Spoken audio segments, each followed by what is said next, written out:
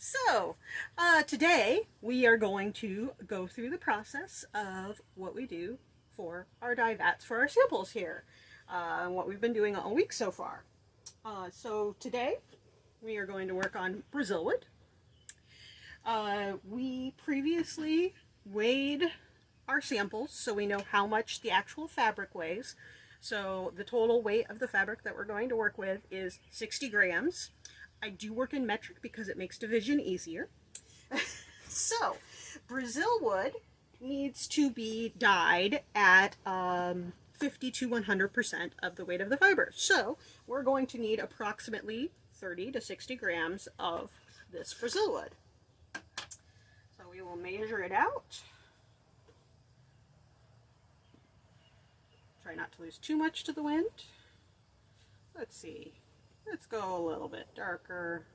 Let's maybe aim for 45. Okay, close enough. It is hard to be specific in these cases. So the next thing that we will do, which we will probably not take a video of it, is we're going to put it in the dye pot, put water in there, and throw it on the stove. Now this particular dye vat needs to simmer for 1 to 3 hours. So it's going to be a long time before we take our next video. See you later. Hi, it's been something like 3 or 4 hours now. And so now we are moving on to the next stage of the process. It's not something that with the two of us we can really video us actually doing it, so we stopped halfway through so we could kind of show you what we've been doing. So we've taken our dye vat and now we're splitting it into as close to equal portions of dye as we can manage. We will get to the next step in just a couple of minutes, so we'll rejoin you then. Okay, so, hi again. We are back, and now we have our equal portions here. This helps us make sure that all of our samples, regardless of the mordants that they have on them, all have pretty much equal amounts of actual dye stuff for them. So, then the next thing we got to do, as you can see, we have our jars marked for our different mordants.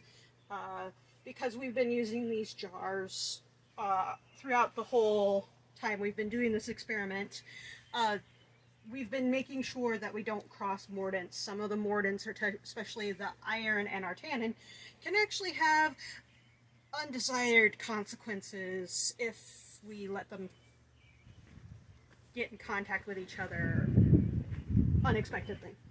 So basically, what we do, we have our vats here that we've had our dye samples soaking. It's important to have your fabrics or fibers wet, or else you won't get even uptake of the dye. So this was our Simplicose batch. So I'm now going to just put these in, and really these jars are not big enough for the amount of fiber that we put in them. We didn't really think that through, so that's part of why we get uneven results, is because there's just not enough room for the fibers to move around. And we put our fibers in.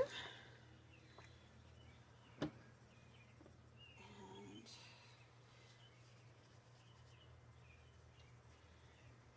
there we go. And as you can see, we're already taking up dye nicely, which is a good thing. This is our Brazil wood that we started the day with. Now, depending on the dye, after we would get this part done, we may or may not put it back on the stove. We've basically been treating these like jelly jars in some instances, and having them in a hot water bath to continue heating the dye. In this case, this particular dye, the heat of the vat when we poured it in is probably sufficient for our purposes right now, and so that's probably as far as it'll go. And then in a little while, we will leave these and then we will hang them out to dry. There we go. See you later. Okay, and now we are to the part where we are going to put our samples on the line. We actually have been keeping our line so we have the different mordants each have their own spot on this line.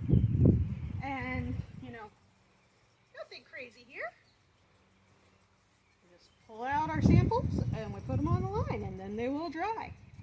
Then after they have dried or are dry enough, I will take them inside and rinse them. And oh my gosh, look at that. That is a gorgeous orange.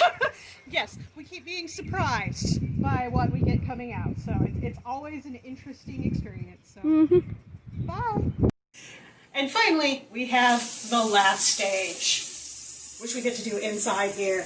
And we rinse our fibers, and then we hang them to dry. So that is the stages of this particular dye project.